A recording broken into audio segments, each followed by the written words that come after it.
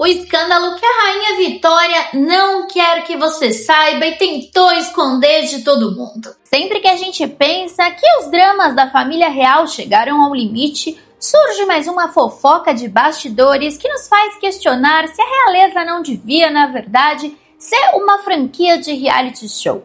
Mas, se você acha que o príncipe Harry e a Meghan Markle causaram um alvoroço nos tabloides, segura essa. No século XIX, um boato maldoso quase destruiu o reinado de uma das monarcas mais icônicas da história, a Rainha Vitória. Oi, coroados e curiosos, eu sou a Steph e hoje vamos explorar um dos maiores escândalos da monarquia britânica, o drama de Lady Flora Hastings, que quase arruinou a jovem Rainha Vitória antes mesmo do seu reinado decolar. Imagine o caos. Uma dama de companhia humilhada publicamente, a rainha sendo vaiada nas ruas, um exame médico forçado, sim, isso aconteceu, e uma sociedade inteira dividida entre aqueles que acreditavam na inocência da mulher e os que preferiam se agarrar ao sensacionalismo.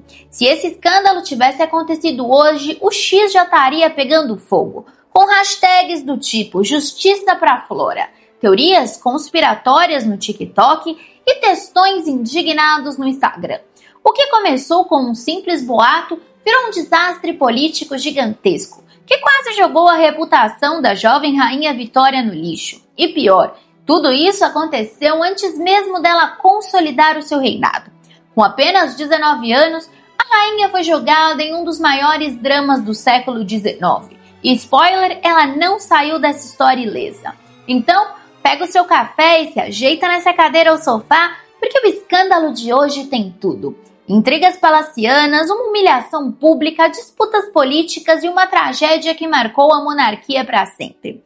Antes de se tornar o centro de um dos maiores escândalos da monarquia britânica, Lady Flora Hastings era uma aristocrata discreta e refinada. Filha de Francis Randall Hastings, primeiro marquês de Hastings. Vinda de uma família influente e conservadora, a Flora cresceu rodeada por ideias alinhadas aos Tories, o que para os padrões políticos da época já significava que não teria uma recepção calorosa na corte da Rainha Vitória, que era dominada pelos Whigs. Além disso, ela não era apenas uma aristocrata qualquer. Era extremamente bem educada, talentosa como poetisa e fluente em vários idiomas, o que a tornava uma candidata ideal para a alta sociedade. Mas sua nomeação como dama de companhia da Duquesa de Kent, mãe da então Princesa Vitória, em 1834, teve menos a ver com suas qualidades e mais com dinâmica política. A duquesa precisava reforçar sua posição dentro da corte e ter ao seu lado uma jovem de uma família influente, leal aos Tories, era uma jogada estratégica. O problema? Essa nomeação aconteceu em um dos momentos mais tensos da vida da Vitória. A essa altura, a jovem princesa estava praticamente sendo mantida refém dentro do próprio palácio, obrigada a viver sob o rígido sistema de Kensington, um conjunto de regras absurdamente controladoras criadas por John Conroy, o braço direito da mãe dela. O plano, no entanto, começou a ruir quando a Vitória subiu ao trono em 1837 e finalmente pôde tomar as rédeas da própria vida. E sua primeira grande decisão foi cortar qualquer vínculo com a influência da sua mãe e afastar todos que fossem próximos do John Conroy. E quem era uma das damas mais leais à Duquesa de Kent? Lady Flora Hastings. Ou seja, mesmo sem ter feito nada de errado, ela já estava marcada. Não importava o quão discreta e respeitável ela fosse. Para Vitória, sua presença na corte já era um lembrete constante do passado opressor que ela queria deixar para trás. De qualquer forma, no início de 1839, a Flora Hastings já estava se sentindo mal há meses, com dores abdominais, enjoo e um inchaço misterioso. A doença foi piorando gradualmente, e quando ela viajou para Londres em janeiro, a situação só piorou. E quem a acompanhou? John Conroy, o administrador da casa da mãe da Vitória, que eu mencionei há alguns minutinhos. E é claro, não só com ele.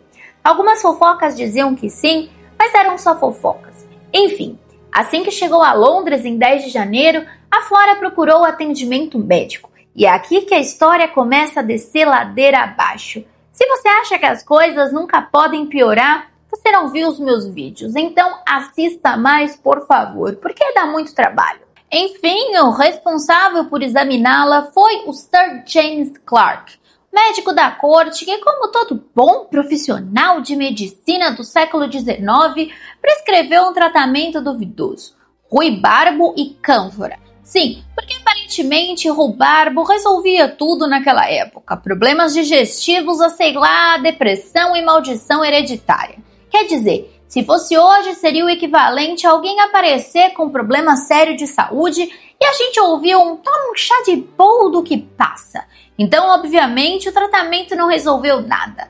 Mesmo sem melhoras, a Flora tentou manter a calma e escreveu ao seu tio Hamilton Fitzgerald, dizendo que caminhadas e cerveja preta, que também era um remédio da época, ajudaram um pouco, e que o inchaço parecia ter diminuído. Mas enquanto ela tentava se recuperar, outras pessoas começaram a notar que sua aparência estava diferente. E aí começa a fofoca. Nas primeiras semanas de fevereiro, a Vitória registrou em seu diário que a aparência da Flora estava muito suspeita. Ela e sua governante, Lindsay, estavam completamente convencidas de que a Flora estava grávida. E a teoria só ficava mais dramática. O suposto pai era John Conroy. Sim, porque quando um boato começa, ele não para até se transformar em uma novela completa. Vitória, que já detestava o Conroy com todas as forças, praticamente celebrou a descoberta de que seu rival podia cair na boca do povo, envolvido em um escândalo sexual dentro da corte. Imagina o B.O. Mas calma, porque até aqui tudo parece que estava no nível de fofoca palaciana. O verdadeiro desastre veio quando os suspeitas começaram a se transformar em julgamento público. E acreditem, essa história só fica pior. O mais triste é que a Flora nunca teve a menor chance de se defender. A corte já tinha tomado sua decisão e pior, essa fofoca era perfeita demais para ser ignorada. Para Vitória e seus aliados, era a oportunidade de desacreditar o Conroy de forma pública e, de quebra, tirar a Flora do círculo de influência da duquesa de Kent. A rainha podia não ter provas, mas quem precisa de provas quando todo mundo já acha que a fofoca é verdadeira? Não é mesmo? Enquanto isso, a Flora Hastings estava lidando com problemas reais. Sua saúde continuava piorando e os sintomas só se intensificavam. Mas em vez de receber apoio ou um diagnóstico decente, ela enfrentou algo ainda pior: a humilhação pública. O Sir James Clark, o mesmo médico que tinha receitado aqueles remedinhos para ela, estava convencido de que tudo era verdade e a Flora deveria confessar que tinha engravidado. Afinal, para ele, o inchaço da barriga só podia significar duas coisas: ela estava secretamente casada ou ela deveria estar. A lógica médica vitoriana nunca decepciona, né? Se uma mulher apresentava sintomas misteriosos, as opções eram sempre gravidez ou escândalo iminente. Talvez seja por isso que as pessoas daquela época viviam com medo de fofocas. Um simples problema de saúde já era motivo para ter a reputação arruinada. Mas, apesar da pressão constante, a Flora decidiu que se submeteria a um exame médico na esperança de limpar seu nome. Imagina o desespero. A reputação de uma mulher aristocrata no século XIX era tudo. Se o escândalo persistisse, suas chances de casamento e qualquer posição respeitável na sociedade estariam arruinadas. O exame foi conduzido por dois médicos: James Clark, aquele que já estava convencido da sua culpa, e Charles Clark, o médico da família Hastings. O que deveria ser um procedimento sigiloso se tornou um espetáculo terrível. A dama de companhia suíça da Flora chorava sem parar, horrorizada com o que estava acontecendo. Para piorar, a duquesa de Bedford, uma das principais responsáveis por espalhar a fofoca, fez questão de estar presente. Porque, claro, nada diz procedimento médico ético do que ter sua acusadora pessoal assistindo a sua humilhação de camarote. No final, os médicos assinaram um certificado oficial declarando que não tinha evidência de gravidez, e nunca houve. Mas é claro que a corte não celebrou esse resultado como celebrou a fofoca inicial. De repente, ninguém queria falar sobre isso.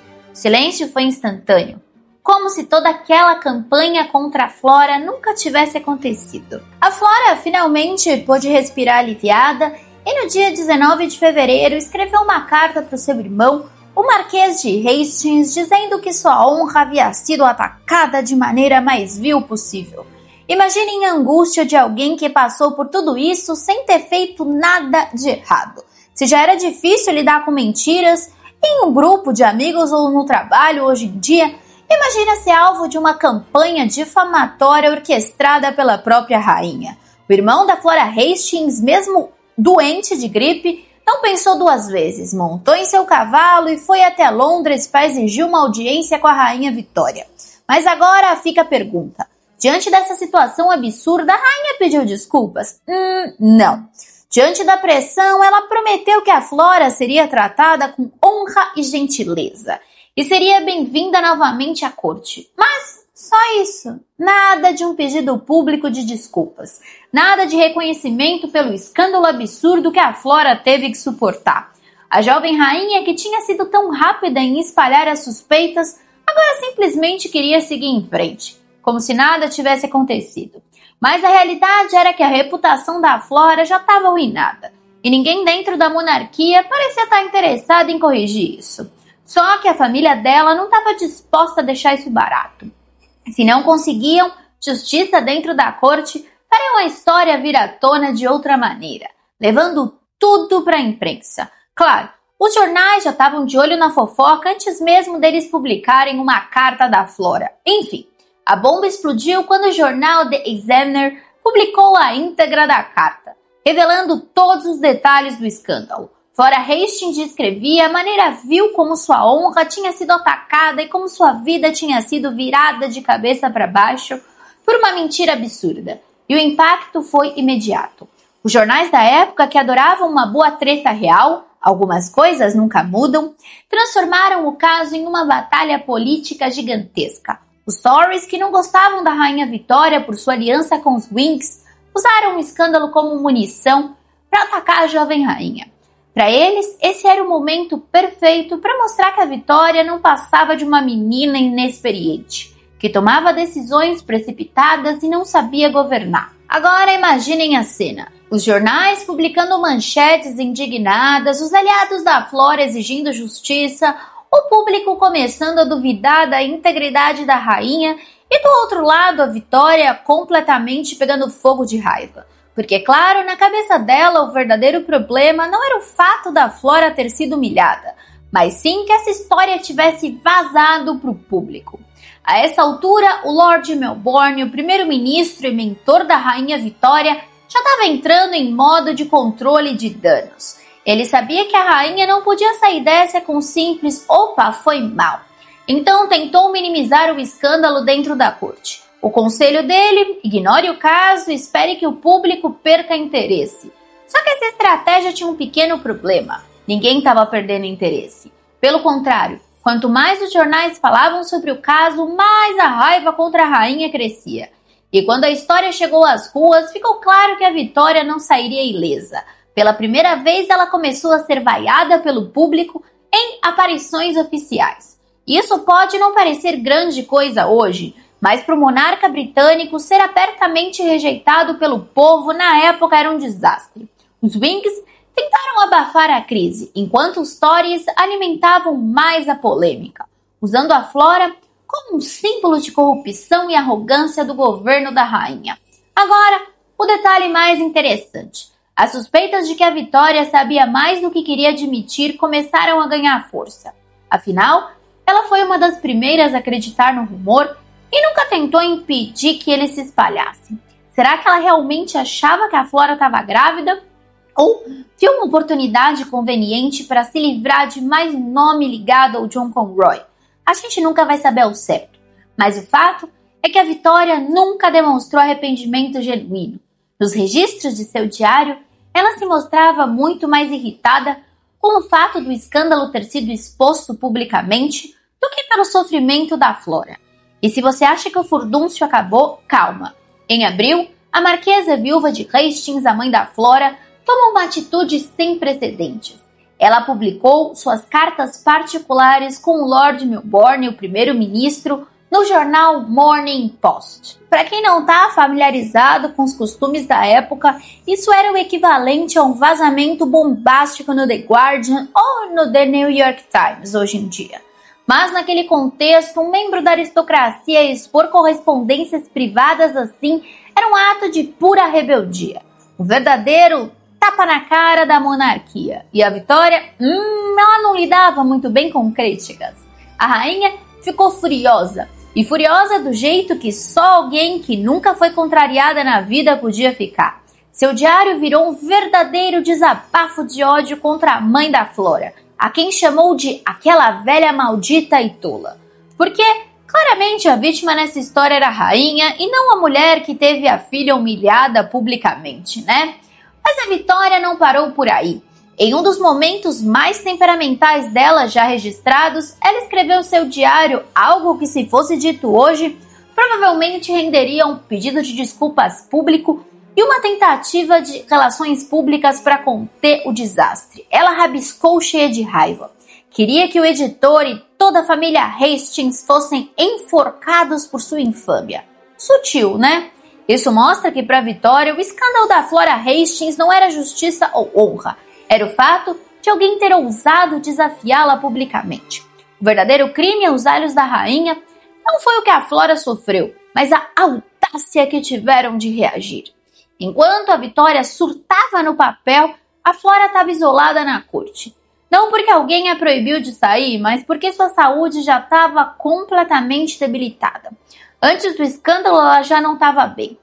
Mas, depois de toda a humilhação e do estresse insuportável, seu estado físico começou a piorar de forma alarmante.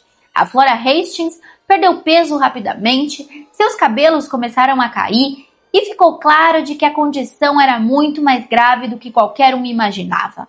Mas aqui está o detalhe que ninguém queria admitir. No início, ninguém levou a sério sua doença. Para muitos, ela só estava emocionalmente abalada e exagerando na fragilidade. Só quando ficou muito óbvio que a Flora não estava melhorando, que as pessoas começaram a perceber a gravidade da situação. Ops! E agora vem a parte que deixa tudo ainda mais revoltante. Ninguém sabe exatamente quando a ficha caiu para Vitória. O que a gente sabe é que quando a Flora já estava à beira da morte, a rainha resolveu ir lá dar um oi e visitá-la. Será que esse gesto foi motivado por arrependimento genuíno? Ou foi apenas uma tentativa tardia de aliviar sua consciência? A gente nunca vai saber. Mas o que está registrado é que ao ver a Flora tão fraca, a Vitória ficou visivelmente abalada.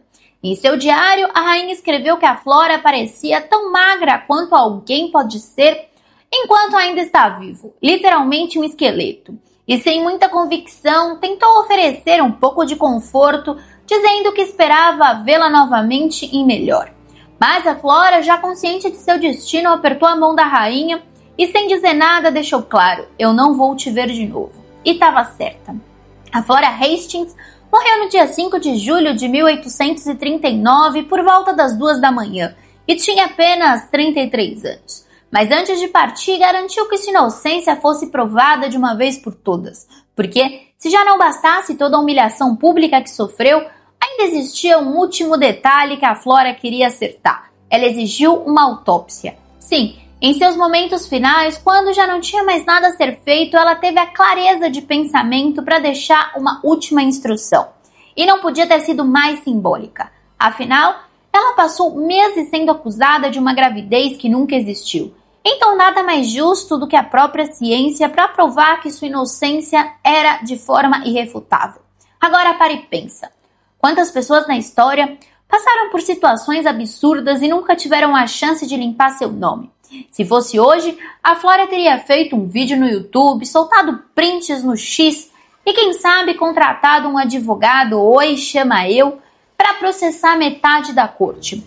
Mas em 1839 eu não estava viva e sua única alternativa era deixar sua última palavra registrada. E foi o que aconteceu. A autópsia revelou que a Flora nunca esteve grávida. O inchaço era um sintoma de uma doença no fígado severa e irreversível, que a levou à morte. Ou seja, os últimos meses de vida da Flora foram desperdiçados em uma batalha contra um boato ridículo. enquanto sua real condição médica foi totalmente ignorada. E com a confirmação de que a Flora foi vítima de uma das maiores injustiças da monarquia britânica, vocês acham que a corte finalmente admitiu seu erro?